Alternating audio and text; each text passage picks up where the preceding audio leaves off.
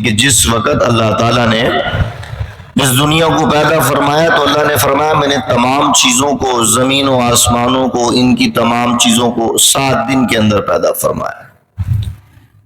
ہر ایک کو پیدا کرنے کا ایک دن مقرر تھا۔ زمین کو کسی ایک دن کے اندر پیدا فرمایا، آسمانوں کو ایک دن میں پیدا فرمایا۔ تو اس طرح اللہ تعالیٰ نے ارشاد فرمایا کہ میں نے تمام چیزوں کو، پوری کائنات کو 7 دنوں کے اندر پیدا فرمایا۔ لیکن اگر ہم رب ذوالجلال سے یہ پوچھیں کہ پروردگار عالم تو نے ان تمام چیزوں کو پیدا کیوں کیا، یا آسمانوں کو پیدا کرنے کی کیا وجہ بنی، اس زمینوں کو پیدا کرنے کی کیا ضرورت تھی، اس پوری دنیا کو آراستہ کرنے کی کیا ضرورت تھی، اس کے اندر اللہ نے چرند پرند پیدا فرمائے، اس کے اندر نہروں کو، دریاؤں کو، سمندروں کو جاری کیا، طرح طرح کے پھل اللہ نے پیدا فرمائے، طرح طرح کے اناج اللہ رب العزت نے پیدا فرمائے۔ تو یہ جو اتنی کہا جائے کہ چیزوں کو مزین کیا، اس پوری کائنات کو مزین کیا، اس زمین و آسمان کو مزین کیا، خوراک کے لحاظ سے بھی، خوبصورتی کے لحاظ سے بھی، ماحول کے حساب سے بھی، آب و ہوا کے لحاظ سے دیکھیں تو بڑی ایک اچھی چیز نظر آتی ہے۔ آب و ہوا خراب ہو تو ماحول خراب ہو جاتا ہے۔ تو ہم پوچھتے ہیں پروردگار عالم یہ کیا وجہ بنی، ان تمام چیزوں کو پیدا کرنے کا مقصد کیا تھا؟ حالانکہ ان تمام چیزوں کو تو ختم ہو جانا ہے، ایک دن قیامت آئے گی، ہر چیز ختم ہو جائے گی، زمین و آسمان ختم ہو جائے گا، ہر چیز ختم ہو جائے گی۔ تو پروردگار تو نے ایسی چیزوں کو کیوں پیدا فرمایا کہ جن کا ایک دن فنائیت آ جانی ہے، جن کا اختتام ہو جانا ہے، جن کا وجود ہی ختم ہو جائے گا؟ تو کیوں پیدا فرمایا ان تمام چیزوں کو، اس کی وجہ کیا تھی؟ رب ذوالجلال نے قرآن کریم میں ارشاد فرمایا هو الذی خلق لکم ما فی الارض جمیعا۔ فرمایا اے انسان اگر تم اس سے یہ پوچھنا چاہتا ہے نا کہ میں ان تمام چیزوں کو کیوں پیدا فرمایا، تو اللہ نے فرمایا مجھے اس دنیا سے کوئی محبت نہیں تھی کہ میں نے اس لیے اس کو سجایا ہو۔ ہم اپنے گھر کو سجاتے، اپنی کسی ایسی جگہ کو سجاتے کیونکہ اس جگہ سے ہمیں ہوتی ہے محبت۔ ہمیں اپنے گھر سے محبت ہوگی تو ہم کہیں گے یہاں پر جو کلر ہونا چاہیے بڑا اچھا قسم کا ہونا چاہیے، اچھی کوالٹی کا ہونا چاہیے، اس کا کلر کا جو رنگ ہے وہ بھی اچھا ہو، اس کی کوالٹی بھی اچھی ہو تاکہ وہ لانگ ٹائم جو ہے وہ چلے۔ اس کے اندر آپ گھر پسند ہے تو آپ دیواروں کو بھی مضبوط بناتے ہیں، گھر پسند ہے تو اس کو مزین کرتے ہیں آپ۔ الغرض کہ ہر وہ چیز جس سے آپ کو محبت ہوتی ہے، جس سے آپ کو انسیت اور الفت ہوتی ہے، آپ اپنا پورا زور لگاتے ہیں کہ یار یہ چونکہ مجھے چیز پسند ہے تو اس کو میں ہر لحاظ سے آراستہ کروں، مزین کروں، اس کو ڈیکوریٹ کروں تاکہ مجھے جب میں اس گھر کو دیکھوں تو مجھے اچھا لگے۔ میں اپنی گاڑی کو خوبصورت بناؤں تاکہ جب اس گاڑی کے اندر بیٹھوں تو میرا دل اچھا ہو جائے، میرا دل مطمئن ہو جائے، مجھے سکون ملے اپنی چیز کو دیکھ کر۔ اگر اولاد ہے تو انسان اولاد سے محبت کرتا ہے، اس لیے ہمیشہ اس کی خیر خواہی میں لگا رہتا ہے کہ اب اس کو اچھی تعلیم میں دے دوں، میں اس کی کہا جائے کہ خوراک کا اچھا خیال کروں تاکہ یہ تر و تازہ رہے، اس کی جسمانی لحاظ سے کوئی اس کے اندر عیب پیدا نہ ہو، کیونکہ اولاد کے اندر عیب پیدا ہوگا تکلیف تو والدین کو ہی ہوگی۔ تو الغرض قصہ مختصر کہ انسان اس چیز کو مزین کرتا ہے، انسان اس چیز کو آراستہ کرتا ہے، ڈیکوریٹ کرتا ہے، اس کا خیال کرتا ہے کہ جس سے اس کو محبت ہوتی ہے، جس کے اندر اس کی انسیت، اس کی الفت ہوتی ہے، جس سے انسان کو اطمینان اور سکون اور چین ملتا ہے، تو انسان اس چیز کو مزین کرتا ہے، وضاحت کرتا ہے، یہ ساری چیزیں کرتا ہے۔ تو پروردگار نے تو مصطفیٰ کریم علیہ السلام کی زبان کے ذریعے ہمیں بتایا کہ دنیا کی حیثیت، اس دنیا کی حیثیت، دنیا کا مقام، دنیا کی وقت اللہ کے نزدیک تو مکھی کے پر کے برابر بھی نہیں ہے۔ اللہ فرماتے ہیں میرے نزدیک مکھی کے پر کے برابر بھی اس دنیا کی حیثیت نہیں ہے۔ تو اللہ نے اس دنیا کو اپنے نزدیک اتنا حقارت رکھا ہوا ہے، اتنا حقیر رکھا ہوا ہے، اور ہم دیکھتے ہیں پھر اس دنیا کو مزین بھی کیا ہوا ہے، اس کے اندر دریا یہ ساری چیزیں بھی رکھی ہوئی ہیں۔ تو پروردگار ہمارا دنیا کا تو یہ کلیہ ہے کہ جب بھی ہم نے اس طرح کسی چیز کو تو ہم اس وقت مزین کرتے ہیں جب ہماری اس سے محبت ہوتی ہے۔ ہماری اس سے الفت ہوتی ہے، ہمارا اس سے تعلق ہوتا ہے، جس سے ہماری نفرت ہو، جس سے ہماری عداوت ہو، یا ہمارے نزدیک اس کی رسپیکٹ نہ ہو، تو پروردگار ہم دوست کا مزین نہیں کرتے۔ اور تیرا یہ فلسفہ کیسا ہے کہ ایک چیز کی تیرے نزدیک وقعت مکھی کے پر کے برابر بھی نہیں، اور مزین تو نے اتنا کیا ہوا ہے۔ اور اللہ فرما رہا ہے کہ میں نے 7 دنوں کے اندر زمین و آسمان کو پیدا فرمایا۔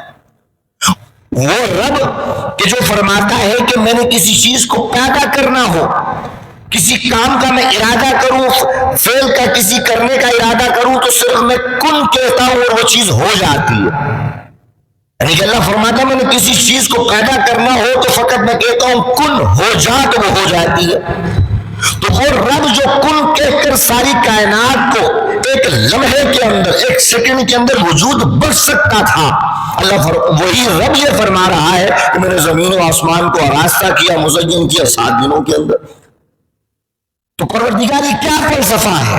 ہمیں تو یہ بات سمجھ نہیں آ رہی۔ اللہ نے فرمایا تم کیا سمجھتے ہو کہ ہمیں اس دنیا سے محبت ہے اس لیے ہم نے اس کو آراستہ کیا؟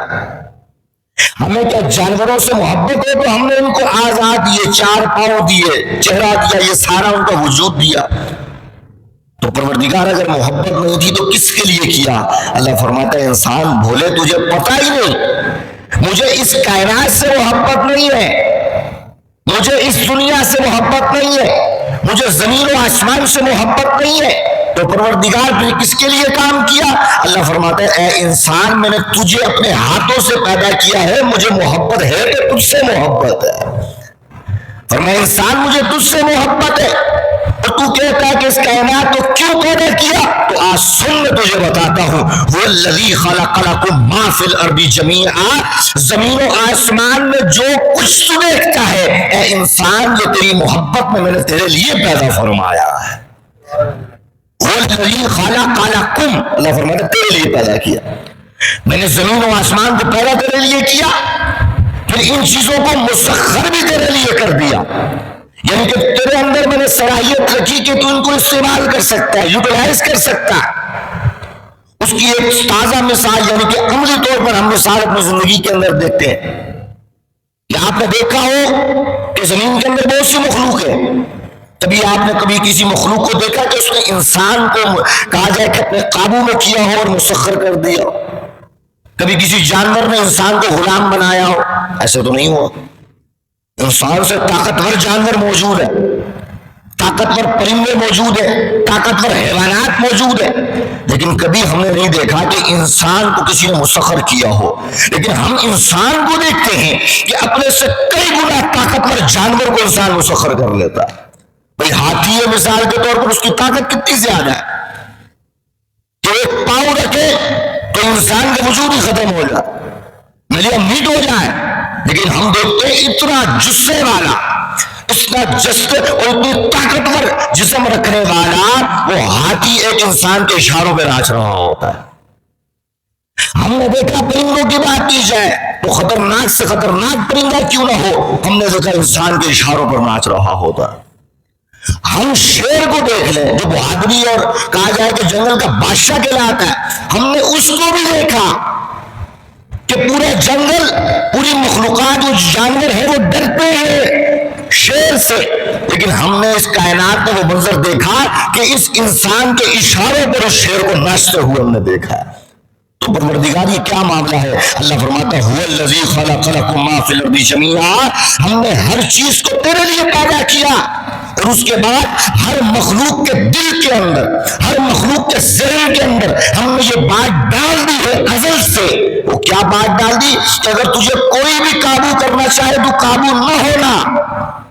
اللہ نے شیر سے فرمایا تجھے کوئی قابو نہیں کر سکتا، ہاتھی سے فرمایا تجھے کوئی قابو نہیں کر سکتا، بڑے کے بڑے جانوروں سے اللہ نے فرمایا تجھے کوئی قابو نہیں کر سکتا، لیکن اللہ فرماتا ہے میں تیرا خالق ہوں، لیکن میں تجھے حکم دیتا ہوں کہ اگر یہ میرا شاہکار انسان جس کو میں نے پیدا کیا ہے، جس کو اشرف المخلوقات کا ٹائٹل میں نے عطا کیا، اے تمام مخلوقات یہ حکم میرا مان لو اور جان لو کہ اگر یہ انسان تجھے قابو میں کرنا چاہے تو اس کے قابو میں تو آ جانا۔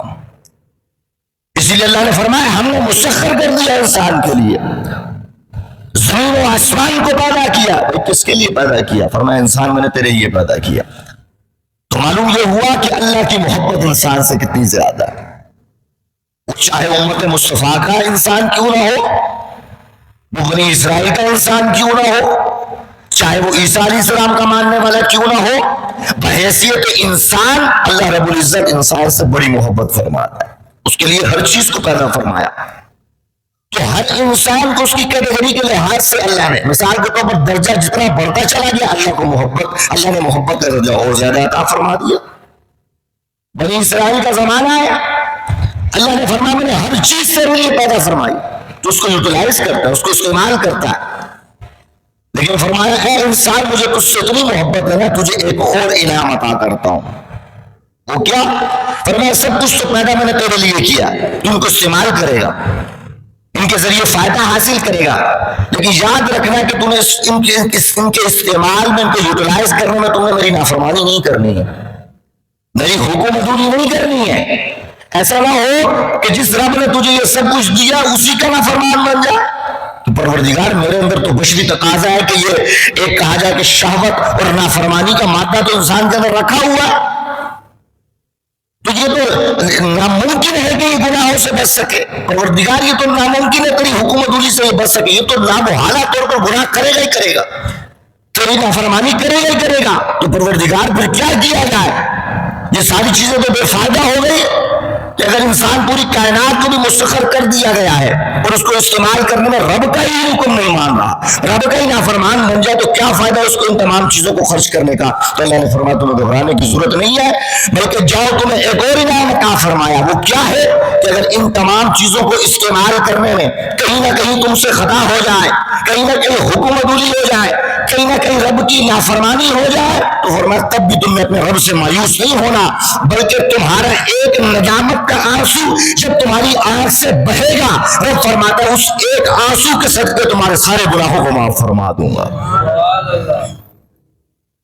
اب سوچیں کہ رب کی محبت ہم سے کس لیول کی ہے۔ رب ہر چیز دے کر فرما رہا ہے استعمال کر، ہم اس کی ناشکری کر رہے پھر بھی دے رہا ہے، ہم اس کی نافرمانی کر رہے پھر بھی عطا کر رہا ہے، اور عطا کرنے کے بعد اگر نافرمانی ہو رہی ہے رب فرماتا ہے پھر بھی مایوس ہونا نہیں ہے، تو نے پھر بھی اپنے رب کی محبت سے کبھی منہ نہیں پھیرنا، بلکہ کیا ہے جس رب کی نافرمانی کی ہے، جس رب کی حکم عدولی کی ہے، آ جا اس رب کے سامنے، آ جا معافی مانگ لے۔ رب تیرے ظاہر و باطن سے واقف ہے، وہ جانتا ہے تیرے اندر سخت ہے ہی نہیں کہ تو گناہ نہ کرے، بلکہ تو کرے گا۔ جب رب نے تیرے اندر یہ مادہ رکھا ہے تو اس لیے رب نے تیرے اندر توبہ کا بھی مادہ رکھا ہوا ہے، توبہ کا بھی دروازہ رکھا ہوا ہے، تو لہٰذا گناہ کرنے کے بعد یہ نہیں سوچنا کہ اب میں رب کو کیا منہ دکھاؤں گا، گناہ کرنے کے بعد یہ نہیں سوچنا کہ اب کیا کروں، میں پہلے بھی گناہ کرتا ہوں، میں اللہ سے معافی مانگ لیتا ہوں، اب پھر گناہ ہو جاتا ہے تو یہ تو میں ڈرامے بازی کر رہا ہوں۔ یہ شیطان وسوسہ ڈالتا ہے کہ تم نے کیا ڈرامے بازی لگا رکھی ہے، کبھی تم دعا کر لیتے ہو، توبہ کرتے ہو، اگلے دن پھر وہی گناہ کر لیتے ہو، تو یہ تم نے کیا تماشا بنا کر رکھا ہوا۔ یہ شیطان دل کے اندر خیال ڈالتا ہے، کیوں؟ اس لیے کہ وہ جانتا ہے رب کی رحمت کو بھی، رب کی رحمت کو اور اس کی شفا کو بھی جانتا ہے، وہ جانتا ہے کہ رب کتنا رحیم ہے، وہ جانتا ہے کہ رب انسان سے کتنی محبت کرتا ہے، اگر اس کی ساری زندگی بھی گناہوں میں کیوں نہ گزری ہو، اگر ایک مرتبہ سچے دل سے اپنے رب سے گناہوں کی تو معافی مانگے گا، اور رب اتنا کریم ہے کہ اس کی ساری زندگی کے گناہوں کو معاف فرما دے گا۔ وہ شیطان جانتا ہے، وہ اسی لیے انسان کے دل میں ڈالتے ہیں کہ تم نے کیا کر رکھا ہے، اب کس منہ سے رب کے سامنے جا کے توبہ کرے گا۔ اس لیے علماء نے فرمایا، احادیث میں ذکر آیا، رب فرماتا ہے کہ تم 1000 مرتبہ توبہ کرو اور 1000 مرتبہ توبہ ٹوٹ جائے، فرمایا گھبرانا نہیں ہے، اس کے بعد بھی تم رب سے معافی مانگو، رب پھر تمہاری بخشش فرما دے گا۔ تو آپ کو اندازہ ہوگا کہ رب ہم سے کتنی محبت کرتا ہے، اللہ کی ذات ہم سے کتنی محبت کرتی ہے، اور پھر وہ امت، وہ انسان جو اس کے محبوب نبی کی امت میں ہو، اس سے محبت کا کیا عالم ہوگا۔ کیونکہ محبوب سے تعلق رکھنے والی ہر شے سے محبت ہو جایا کرتی ہے. تو رب نے محبوبیت کا جو درجہ عطا فرمایا مصطفیٰ کریم علیہ السلام کو عطا فرمایا. فرمایا اے محبوب ہم نے تجھے وہ مقام عطا فرمایا جو کائنات میں کسی رسول کو کسی نبی کو عطا نہیں فرمایا. تو تیرے صدقے جو تیری معیت میں آ گیا جس نے تیرا کلمہ پڑھ لیا ہم اس کو بھی وہ مقام عطا فرمائیں گے جو کائنات میں کسی کو عطا نہیں فرمایا ہوگا. بنی اسرائیل کا واقعہ مشہور و معروف ہے. قحط سالی آ گئی بنی اسرائیل کے اندر. موسیٰ علیہ السلام سے عرض کی کہ حضور دعا کریں یہ قحط سالی دور ہو جائے بارش کا نزول ہو. آپ نے فرمایا ٹھیک ہے اللہ کی بارگاہ میں عبادت کرتے ہیں توبہ کرتے ہیں نماز پڑھتے ہیں اللہ جو ہے وہ قحط سالی کو دور فرمائے گا. احادیث مبارکہ میں موجود ہے 70 افراد لے کر موسیٰ علیہ السلام ٹور پر گئے کسی پہاڑ پر گئے یا کسی میدان میں گئے جا کر دعائیں کر رہے ہیں توبہ استغفار کر رہے ہیں بارش کا نزول نہیں ہو رہا. بھئی نبی ہاتھ اٹھائے ناممکن ہے کہ قبولیت کے درجے کو نہ پہنچے وہ تو ہو ہی نہیں سکتا. اب موسیٰ علیہ السلام بڑے حیران ہوئے کہ میں نبی ہوں جن کے اندر معصومیت کا درجہ پایا جاتا ہے میں اپنا ظاہر و باطن پاکیزہ لے کر رب کے سامنے دعا کر رہا ہوں یہ قبول کیوں نہیں ہو رہی. اور اس کی پروردگار کیا وجہ ہے کون سی ایسی چیز ہے کہ جس کے سبب سے قحط سالی دور نہیں ہو رہی ہماری دعاؤں کا ثمرہ نظر نہیں آ رہا. اللہ نے فرمایا اے موسیٰ سب ٹھیک ہے لیکن تم 70 افراد کے اندر ایک آدمی ایسا ایک شخص ایسا ہے کہ جس نے 40 سال سے میری نافرمانی کی ہوئی جس نے 40 سال سے میری فرما برداری نہیں کی 40 سال سے نافرمانی والی زندگی گزار رہا ہے. تو اے موسیٰ وہ اس 70 بندوں کے اندر موجود ہے اس کی نحوست کی وجہ سے تم سب کی دعائیں قبول نہیں ہو رہی. میں کہتا ہوں ذرا رک کر یہ سوچیں. ہم کہتے ہیں جی فلاں پیر صاحب سے دعا کرائی قبول نہیں ہوئی. ہم کہتے ہیں ہم نے فلاں عالم سے دعا کرائی قبول نہیں. ہم نے وہ فلاں وظیفہ کیا میں نے تو نفل پڑھے یہ معاملات کیے میری دعائیں قبول نہیں ہو رہی. وہ فلاں شاید جو دعائیں کر رہے ہیں آج کل علماء کی دعاؤں میں وہ طاقت نہیں رہی. ہم نے کہا اگر اعمال کی نحوست ہو تو نبی کی دعا بھی قبول نہیں ہوتی. اب ان 70 بندوں کے اندر جو ایک بندہ تھا جس کے اعمال کی نحوست تھی اس ایک نحوست کی وجہ سے 70 کی قبولیت جو تھی وہ نہیں ہو رہی تھی. حتیٰ کہ ان کے اندر نبی بھی موجود ہے لیکن اس نبی کی بھی دعا قبول نہیں ہو رہی قبولیت کے درجے کو نہیں پہنچ رہی. تو معلوم یہ ہوا کہ جب دعا کی جائے تو وہ قبول ہوتی نظر نہ آ رہی ہو تو اس کا مطلب یہ نہیں ہوتا دعا کرنے والے کی دعاؤں میں اثر نہیں رہا. معلوم یہ ہوتا ہے کہ ہمارے اعمال ایسے ہو چکے ہیں جس کی نحوست کی وجہ سے ان کی دعاؤں بھی قبول نہیں ہو رہی. آج اپنے معاشرے کو دیکھیں آج یہ امت مسلمہ یہ قوم کس محض پر آ چکی ہے. فلسطین کا حال دیکھیں کشمیر کا حال دیکھیں دیگر جہاں پر مسلمان موجود ہیں ان کا حال دیکھیں. ہم دعائیں کر رہے ہیں علماء دعائیں کر رہے ہیں لبرل قسم کے لوگ یہ دنیا دار لوگ کہتے ہیں آج علماء کی دعاؤں میں اثر نہیں رہا. ہم نے کہا ایک بندہ اگر نحوست والا ہو اس کا اثر یہ ہوتا ہے کہ نبی کی دعا قبول نہیں ہوتی.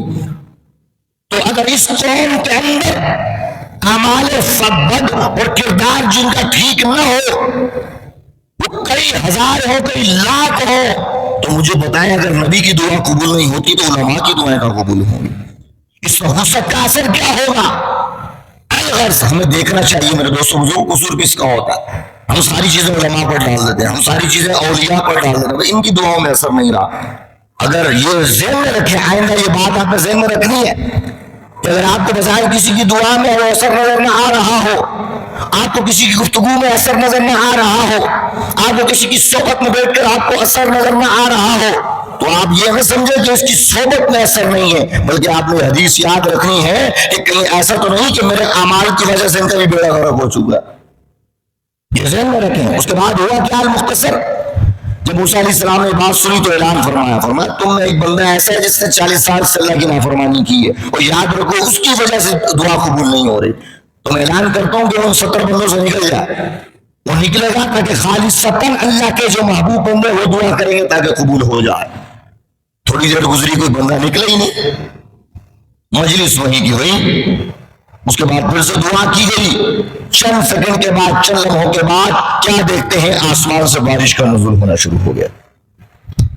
موسیٰ علیہ السلام پریشان ہوئے، پروردگار یہ کیا بات ہو گئی، ان 70 بندوں میں سے کوئی نکل کر باہر تو گیا ہی نہیں، اور تیرا فرمان تھا کہ وہ ایک گناہگار بندہ ہے جس نے 40 سال سے نافرمانی کی ہوئی ہے، اس کی وجہ سے بارش نہیں ہو رہی، تو نکلا تو کوئی ہے نہیں، تو یہ بارش کیسے ہونا شروع ہو گئی؟ اللہ نے فرمایا اے موسیٰ بات یہ تھی کہ وہ جو 40 سال سے نافرمان بندہ تھا، جس نے میری 40 سال نافرمانی کی، 40 سال اس نے حکم عدولی کی، 40 سال اس نے حرام کھایا، 40 سال اس نے حرام پیا، 40 سال اس نے ناجائز کام کیے، میری رضا کی پرواہ نہیں کی، لیکن فرمایا آج جب یہ بات ہوئی تو اس نے اپنے چہرے پر چادر رکھی، کپڑا رکھا، اور مجھ سے اس نے دعا کی کہ پروردگار عالم مجھے اس قوم کے سامنے جاتے ہوئے شرم آتی ہے، مجھے رسوا نہ کر، میں سچے دل سے توبہ کرتا ہوں، آئندہ کوئی گناہ نہیں کروں گا۔ اللہ نے فرمایا اے موسیٰ، ہم نے بارش نازل کرنی یا نہ کرنی یہ الگ بات تھی، نازل نہیں ہو رہی تھی، لیکن اے موسیٰ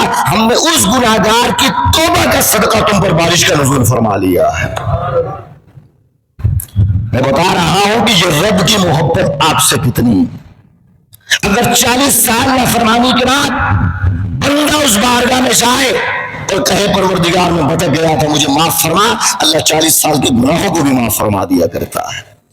یہ بنی اسرائیل کی میں بات کر رہا ہوں جو موسیٰ علیہ السلام کے ماننے والے ہیں، اگر ان کا مقام و مرتبہ یہ ہو سکتا ہے اور ان کے ماننے والوں کا یہ مقام و مرتبہ ہو سکتا ہے، واضح حدیث موجود ہے، رسول اللہ نے فرمایا میرے جیسا نبی، میرے جیسے نبی کا مقام اللہ نے آج تک کسی رسول کو نہیں دیا، اور جو تم امت ہو تم جیسی امت کا مقام، یہ مقام اللہ نے آج تک کسی امت کو نہیں دیا۔ اگر اس امت کے ساتھ یہ ہو سکتا ہے تو آج تو ہم اس نبی کے ماننے والے ہیں جس کے صدقے آج ہم پر عذاب نازل ہی نہیں ہو رہا، تو ہمارا مقام و مرتبہ کیا ہوگا؟ تو ہوا کیا کہ اللہ نے فضیلت دی کہ نہیں دی؟ اللہ نے فضیلت دی، فرمایا محبوب تیری امت ہے، اعمال یہ بھی کرے گی، صلہ ان کو بھی ملے گا، دیگر امتوں نے کیا جزا ان کو بھی ملے گی، لیکن ان کے لیے ریلیف دی، آسانیاں کی۔ پروردگار کو کیا ریلیف؟ فرمایا ان کی عمریں بھی بہت کم ہے، بھئی ہماری میکسیمم عمر کہاں تک جاتی ہے، ایج کہاں تک جاتی ہے؟ 100 سال تک مشکل سے جاتی ہے، 100 سال جائے تو ہم حیرت زدہ ہو جاتے ہیں، اوہو اللہ نے اتنی عمر دی، 100 سال 120 سال، ہمارے لیے تعجب کی بات ہے۔ پچھلی امتوں کے اندر جو 100 سال میں فوت ہو جاتے تھے ان کو بچہ گردانتے تھے، یعنی یہ بچوں کی عمر ہوتی تھی 100 سال 200 سال 200 سال، آج ہماری ایوریج نکالی جائے 100 سال سے اوپر کوئی جا ہی نہیں رہا، تو اللہ تعالیٰ نے فرمایا کہ ان کی عمریں بھی بہت کم ہیں، عمریں کم ہے تو عبادتیں بھی کم کریں گے۔ اگر ایک بندے نے 100 سال عبادت کی ہے اور اس امت کے آدمی نے 1000 سال عبادت کی ہے تو اس کے برابر ہو ہی نہیں سکتا۔ اس کے بعد ان کے معاملات بھی زیادہ ہیں، انہوں نے کام بھی زیادہ کرنے، اللہ نے فرمایا ٹھیک ہے اے میرے محبوب ہم آپ کی وجہ سے آپ کی امت کو ریلیف دیتے ہیں۔ وہ کیا؟ فرمایا ان کی عمر تو ان کے مطابق نہیں ہے، لہٰذا اعمال بھی ان کے مطابق نہیں کر سکتے، لہٰذا ہم ان کو یہ فضیلت دیتے ہیں کہ اعمال اپنی حیثیت کے مطابق کرتے جائیں، صلہ اور جزا ہم ان امتوں کے مطابق ان کو دیتے چلے جائیں گے۔ اس لیے فرمایا 50 نمازیں دیں ان کو، پروردگار 50 نمازیں تو پڑھ نہیں سکتے، کم ہوتے ہوتے کہاں پر آ گئی؟ 50 5 پہ آ گئی۔ سوال پیدا ہوا یعنی کہ ایکویلٹی تو یہ ہونی چاہیے تھی کہ 5 نمازیں ہیں تو ثواب بھی 5 کا ہو۔ اللہ نے فرمایا نہیں، یہ میرے مصطفیٰ کی امت ہے، یہ میرے مصطفیٰ کی امت ہے، لہذا مقام و مرتبہ بھی ان کی حیثیت کے مطابق نہیں ہوگا، نسبت مصطفیٰ کے مطابق ہوگا۔ اللہ نے کیا فرمایا؟ فرمایا ٹھیک ہے نہیں پڑھ سکتے 5 نمازیں کر دو، اتنی ریلیف اللہ تھوڑی فرماتا ہے، اللہ کوئی محتاج ہے ہمارا؟ اللہ کو کیا اس سے غرض کہ کوئی اس کی عبادت کرے یا نہ کرے؟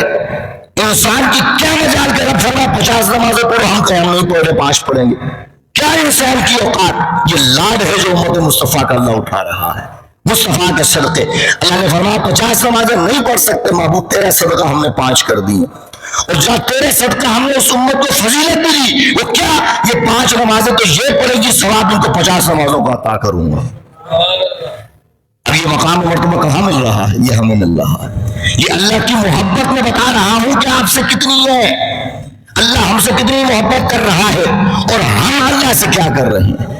یہ امت مصطفیٰ کا فیضان ہے۔ میرے دوستوں بزرگوں، آگے اللہ نے فرمایا ان کی امتیں نہیں ہیں، ان کی طاقتیں جسم میں طاقت پہلی امتوں کی جتنی نہیں ہے، تو کیا ہوگا؟ فرمایا لا اکراہ فی الدین، ہم نے ان کو دین ایسا دے دینا ہے جس کے اندر مشکل ہوگی نہیں۔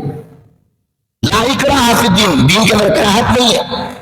اے میرے محبوب، آپ کی امت بڑی کمزور ہے، ان کے جسم بڑے کمزور ہے، ان کی عمریں بڑی کمزور ہے، ان کے اندر وہ طاقت نہیں جو پہلی امتوں کی جتنی طاقت تھی، ان کی عمریں اتنی نہیں جتنی پہلی امتوں کی عمریں تھی۔ تو لہٰذا کیا ہے؟ اے میرے محبوب، ہم نے ان کو دین بھی ایسا دے دینا ہے جس کے اندر اتنی سختی نہیں ہوگی جتنی سختی ان لوگوں کے اندر تھی۔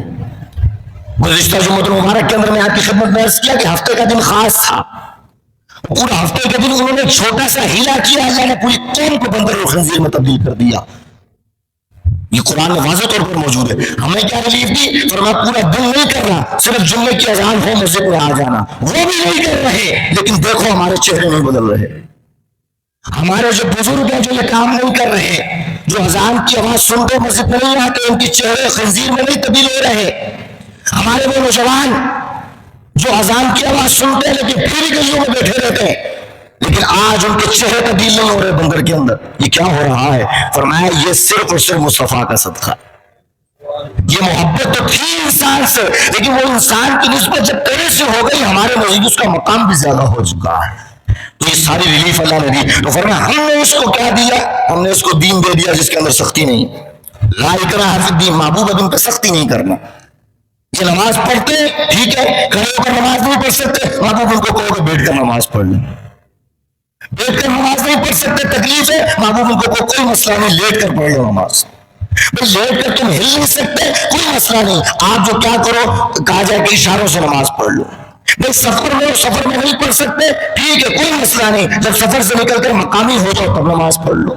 بھائی روزہ رکھنا پریشانی ہے، بیمار ہو، ٹھیک ہے، ہم تمہیں پریشان نہیں کرتے، ہم تمہیں مشقت میں مبتلا نہیں کرتے، بھائی بیمار روزہ رکھنے کی سکت نہیں ہے، نہ رکھو روزہ، بعد میں رکھ لینا جب صحت یاب ہو جاؤ گے۔ اتنی ریلیف، اتنے لاڈ اللہ اٹھائے امت مصطفیٰ کے۔ اللہ کو کیا پڑی کہ کوئی بندہ بیمار ہو یا نہ ہو، اللہ کو اس سے کیا ہے؟ اللہ الصمد، اللہ بے نیاز ہے تمام چیزوں سے، اللہ کو اس سے کوئی غرض نہیں، لیکن وہ رب ہو کر، میرے دوستوں بزرگوں کو خالق کائنات ہو کر اگر اس امت کے اس انسان کے اتنے لاڈ اٹھا رہا ہے تو ہمیں محسوس کرنا چاہیے، پتہ ہونا چاہیے کہ ہمارا اللہ رب العزت کے نزدیک مقام و مرتبہ کتنا ہے، اللہ ہم سے کتنی محبت فرماتا ہے۔ اللہ نے فرمایا ساری ریلیف تمہیں دے دی ہے میں نے، اور کیا چاہتے ہو؟ بھائی تمہارے پاس پیسے نہیں ہیں، زکوٰۃ نہیں دے سکتے، نہ دو۔ پہلی امتوں کے اندر صدقہ کیا جاتا تھا تو جس کا زکوٰۃ دینی ہے، صدقہ دینا، وہ کسی اونچی عمارت پر رکھتا تھا، آسمان سے آگ آتی تھی، اس کو اٹھا کر لے جاتی تھی۔ اس امت کی باری آئی، اللہ نے فرمایا ٹھیک ہے اب یہ نہیں ہوگا، صدقہ زکوٰۃ دینی ہے، صدقہ ہی دینا ہے تو کسی اونچی جگہ پر نہ رکھنا، بلکہ کیا کرنا؟ فرمایا اپنے ارد گرد لوگوں کو دیکھو جو غریب اور افلاس کی زندگی گزار رہے ہیں، فرمایا وہی مال تم ان کے ہاتھ میں رکھ دو، سمجھ جاؤ تم نے غرب کو دے دیا ہے۔ اتنی محبت، اتنا لاڈ اس امت مصطفیٰ کا، اور اس لاڈ میں ہم نے کیا حیا کیا، ہم نے کیا حق ادا کیا؟ اللہ فرمایا لا اکراہ فی الدین، دین کے اندر کوئی سختی نہیں ہے، محبوب اپنی امت پر سختی نہ کرنا۔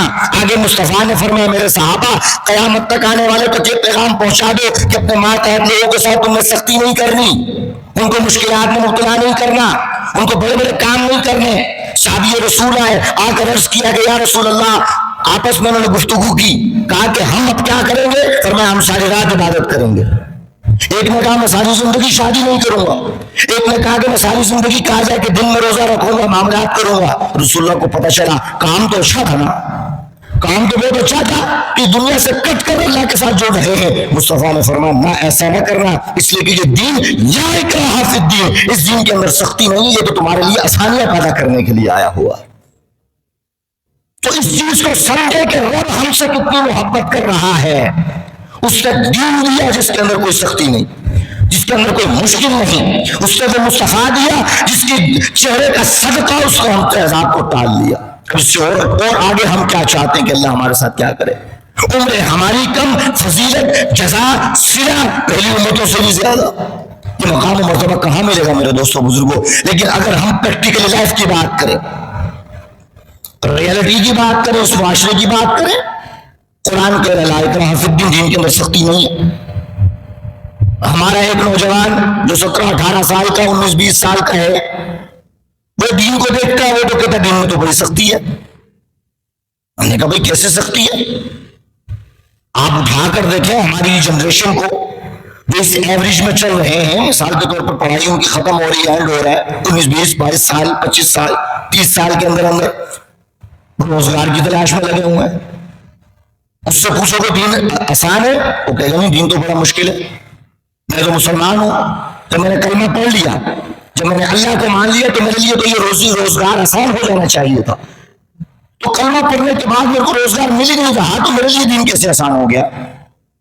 یہ پریکٹیکل لائف کی میں بات کر رہا ہوں. بظاہر نظر بھی آ رہا ہے کہ سارے مسلمان ہی بیٹھے ہیں نا، کافر اور یہودی تو نہیں بیٹھے ہوئے، سارے مسلمان بیٹھے. ہمارے نوجوان روزگار کا رونا رو رہے ہیں، بے روزگاری کا بات کر رہے ہیں. تو دین کہاں آسان ہے؟ نوجوان سے پوچھو، وہ کہہ رہے مجھے روزگار ہی نہیں مل رہا، تو دین کہاں سے آسان ہو گیا؟ اسلام میں شریعت نے مجھے کہاں پر اللہ فرما رہا ہے دین کے اندر آسانی ہے، مجھے تو روزگار مل نہیں رہا. سب سے بڑا مسئلہ میرے روزگار کا ہے، اس کے پاس روزگار نہیں ہے. تو اللہ نے فرمایا اے بندے ذرا غور کر اپنی ذات پر، ذرا غور کر اپنے افعال پر، ذرا غور کر اپنی دن بھر کی روٹین پر. تو جس دین کو مشکل کہہ رہا ہے تو اس دین پر عمل کب کر رہا ہے؟ اس دین پر تم نے عمل کب کیا؟ عمل کرنے کے بعد اگر تو کہے کہ دین مشکل ہے پھر سمجھ آتی ہے. لیکن میں کہتا ہوں نوجوان میری بات سنیں، جو روزگاری کا رونا روتے اور کہتے کہ ہمارے پر روزگار نہیں، ہم تلاش کر رہے ہیں مل نہیں رہا. اپنی زندگی کا محاسبہ کریں، روزمرہ کی روٹین کو دیکھیں کہ آپ کیا اسلام کے مطابق زندگی گزار رہے ہیں؟ کیا آپ کو اللہ نے جو کام کرنے کا کہا آپ کر رہے ہیں؟ جب کر نہیں رہے تو پھر آپ کو امیدیں کیوں رب سے لگا کر بیٹھے ہیں کہ جو ایک مسلمان کو لگانی چاہیے؟ وہ کیا ہے؟ آدم علیہ السلام دنیا کے اندر آئے. میں ان نوجوانوں سے مخاطب ہوں کہ جن کا روزگار نہیں لگا ہوا، بے روزگاری کے ان کے اندر معاملات ہیں. آدم علیہ السلام دنیا کے اندر آئے، بشروں کہا جائے کہ وہ آدم البشر، تمام بشر کے باپ ہیں، نبیوں کے والد ہیں، ہر انسان کے والد ہیں. ہم ان کا پیشہ کیا دیکھیں جی؟ روزگار کا ان کا بھی تو مسئلہ تھا نا، مطلب انہوں نے بھی تو روزگاری کرنی تھی، کچھ نہ کچھ تو کرنا تھا. ہم پوچھتے آدم علیہ السلام آپ ہمارے باپ ہیں، آپ بتائیں کہ آپ نے روزگار کیا کیا؟ قرآن پڑھ کے دیکھیں، حدیث پڑھ کے دیکھیں. آدم کریم علیہ السلام نے ارشاد فرمایا آدم علیہ السلام اپنی زندگی کا گزر بسر کھیتی باڑی کر کے کیا کرتے تھے. کھیتی باڑی کر کے، زراعت کا کام کر کے وہ اپنا گزر بسر کر رہے ہیں. داؤد علیہ السلام سے پوچھا گیا حضور آپ بتائیں، آپ کو تو اللہ نے اتنا بڑا مقام عطا فرمایا، پرندے آپ کی بولیوں کو سن رہے ہیں، آپ تورات کہا جائے کہ اس وقت کی کتاب کو جب تلاوت کرتے ہیں ہر مخلوق آپ کے پاس آ کر قرآن کو سن، آپ کی تلاوت کو سن رہی ہے. اتنا بڑا مقام، آپ کو تو عیش و عشرت والی زندگی گزارنی چاہیے. حضور آپ اپنا گزر بسر کیسے کرتے ہیں؟ قرآن کہتا ہے کہ داؤد علیہ السلام اتنے بڑے نبی ہونے کے باوجود اپنا گزر بسر لوہار کا کام کر کے کیا کرتے تھے. داؤد علیہ السلام لوہار کا کام کر رہے، آدم علیہ السلام کاشتکاری کر رہے ہیں. ادریس علیہ السلام کی بات آئی، آپ بھی نبی نبوت کا تاج عطا فرمایا، آپ کیسے زندگی گزارے؟ کہ میں درزی کا کام کر کے لوگوں کو کپڑے سی کر اپنا گزر بسر کر رہا ہوں. بھائی کیا وجہ ہے؟ اس مقام مرتبے پر فائز ہونے کے بعد وہ اس طرح کی محنتیں کر رہے ہیں. وہ حکم دے تو خزانے جاری ہو جائیں، لیکن کاشتکاری کر رہے ہیں، کوئی کپڑے سی رہا ہے. امام الانبیاء چرواہے کا کام کیا کرتے تھے، بکریاں چرایا کرتے تھے. بعد میں جا کے انہیں ایکسپورٹ امپورٹ کا کام شروع کیا، لیکن پہلے تو وہ بھی بکریاں چرایا کرتے تھے. آدم علیہ السلام دیگر انبیاء کے بارے میں ساری باتیں موجود ہیں. تو میرے دوستوں بزرگوں وجہ کیا ہے؟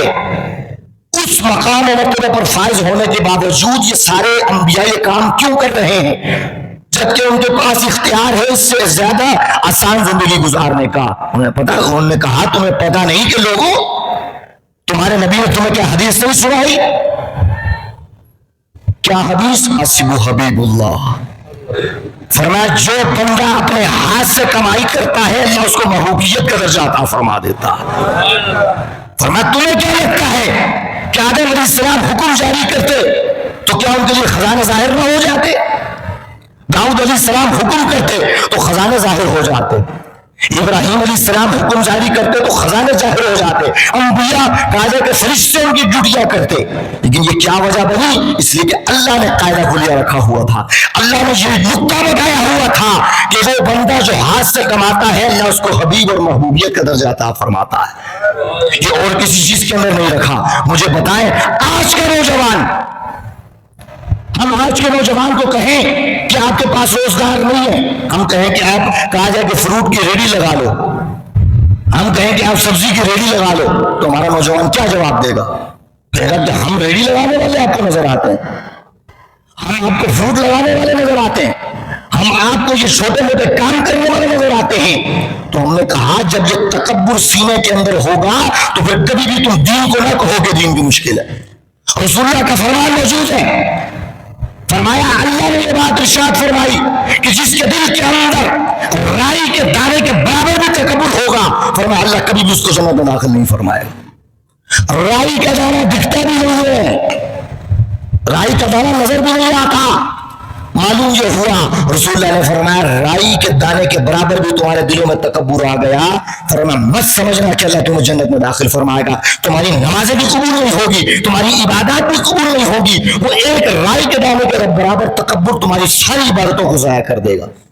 اپنا محاسبہ کرو کہ اگر یہ کام کرنے ہو تو ہمارے اندر کیا آتا ہے، لوگ کیا کہیں گے، یہ میرے دوست یار کیا کہیں گے، محلے والے کیا کہیں گے، کہ آدم علیہ السلام کو یہ خیال نہ آیا کہ میں کھیتی باڑی کروں گا تو لوگ کیا کہیں گے، ادریس علیہ السلام کو درزی کا کام کرتے ہوئے یہ خیال نہ آیا کہ لوگ کیا کہیں گے، ابراہیم علیہ السلام کو بکریاں چراتے ہوئے یہ خیال نہ آیا کہ لوگ کیا کہیں گے، داؤد علیہ السلام کو لوہار کا کام کرتے ہوئے خیال نہ آیا کہ لوگ کیا کہیں گے۔ معلوم یہ ہوا کہ جو نگاہ رب کی ذات پر رکھتا ہے اس کی دنیا بھی سنور جاتی ہے، آخرت بھی سنور جاتی ہے، لیکن جس کی نگاہ لوگوں پر ہوتی ہے وہ دنیا میں بھی ذلیل ہوتا ہے، آخرت میں بھی ذلیل ہوتا ہے۔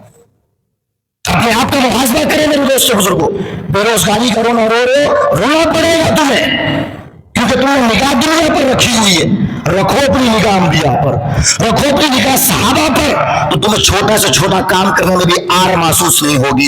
یہ تکبر ہے تمہارے اندر جس کو تم شرم کا نام دے رہے ہو، جس کو تم سیلف ریسپیکٹ کا نام دے رہے ہو، جس کو تم عزت نفس کا نام دے رہے ہو، حقیقی معنوں میں یہ تکبر ہے۔ اس کے اوپر لبادہ اور دیا گیا شرم کا، یہ شرم نہیں ہے، تکبر ہے جو تمہیں حق حلال کمانے سے روک رہا ہے۔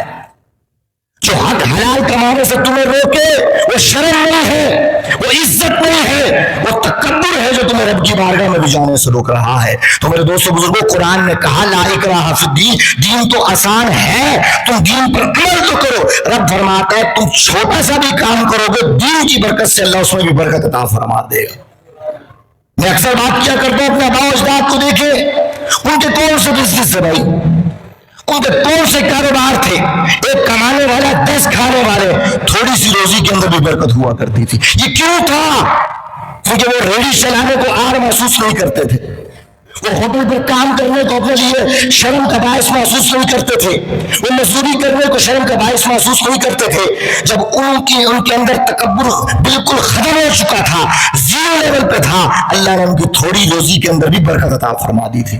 آج ہمارا تکبر، ہماری شرم ہمیں یہ کام کرنے سے روک رہی ہے۔ تم گھر میں بھی ذلیل ہو رہے ہو، تم محلے میں بھی ذلیل ہو رہے ہو، تم دوستوں کے اندر بھی ذلیل ہو رہے ہو۔ وجہ کیا ہے کہ تمہارا تکبر تمہیں جگہ جگہ ذلیل کرا رہا ہے۔ تو اللہ نے فرمایا لا اکراہ فی الدین، دین کے اندر سختی نہیں ہے۔ پروردگار سختی کیوں نہیں ہے؟ ہمارے نوجوانوں کو روزگار نہیں مل رہا، فرمایا دین پر عمل ہی نہیں کر رہے۔ یہ کرتے ہی آدم علیہ السلام کی سنت پر عمل تو کبھی بھی دین مشکل نہیں لگتا۔ تھوڑا سا بڑا ہو جائے ہمارا نوجوان تو شادی کا رونا رو رہا ہے، ہم کہتے ہیں شادی کیوں نہیں کرتے بھائی؟ تو پریشانی ہے، ولیمے کا خرچہ ہے، بارات کا خرچہ ہے، اس کے علاوہ دیگر جو فنکشن ہوں گے اس کا خرچہ ہے۔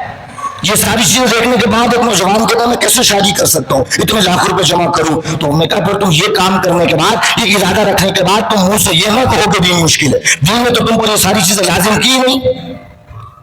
واقعات پڑھ کے دیکھیں، امام حسین رضی اللہ تعالیٰ عنہ جو کربلا کے اندر تھے، ان کی 4 بیویاں تھی، چاروں کی اولاد وہاں پر موجود تھی۔ رسول اللہ علیہ السلام نے 11 شادیاں کی، دیگر اصحاب نے بے شمار شادیاں کی۔ وہ کیوں کی؟ ہم حیران ہوتے ہیں ایک شادی نہیں ہو رہی بندے سے, ایک نکاح کا خرچہ نہیں اٹھایا جا رہا. معلوم یہ ہوا اگر ہم نے نکاح بھی کرنا ہے, شادی بھی کرنی ہے, تو ہم اپنا ناک بچا رہے ہوتے ہیں, ہم اپنا تکبر بچا رہے ہوتے ہیں, ہم اپنی زبانوں کو بچا رہے ہوتے ہیں, ہم برادریوں کو دیکھ رہے ہوتے ہیں. نتیجہ کیا نکلتا ہے؟ 4 شادیاں کا کرنی, ایک بھی نہیں ہو رہی. نتیجہ کیا نکلتا ہے؟ معاشرے کو تباہ برباد کرتا ہوا نظر آ رہا ہے, اپنے وجود سے, اپنی نگاہوں سے, اپنی زبان سے. معلوم یہ ہوا میرے دوست بزرگوں, اگر صحیح معنوں میں دین پر عمل کرنا شروع کرو گے, تمہاری دنیا بھی سنور جائے گی, تمہاری آخرت بھی سنور جائے گی. لیکن اگر دین سے ہٹو گے تو یاد رکھنا, آج جوانی ہے, تم ہو سکتا ہے ایفرٹ کر کے, کوشش کر کے کوئی بڑا کما لو, لیکن جب جسم کے اندر جان نہیں رہے گی تو تمہیں بستر مرگ پر یہ بات یاد آئے گی کہ جو میں نے دنیا کے اندر کام کیے تھے, اپنی زندگی کے اندر کام کیے تھے, اللہ کو چھوڑ کر, دین کو چھوڑ کر, اس کو چھوڑنے کی وجہ سے جو کیا, اور جس اولاد کے لیے کیا, جن بہن بھائیوں کے لیے کیا, آج وہ اولاد بھی تمہارے کام نہیں آ رہی, آج بہن بھائی بھی تمہارے کام نہیں آ رہے. اگر کام آئے گا تو دنیا کے اندر مصطفیٰ کی نسبت ان کا عمل کام آئے گا, اور حشر اور قبر کے اندر بھی مصطفیٰ کا عمل کام آئے گا. رب اللہ اکبر, یا رسول اللہ.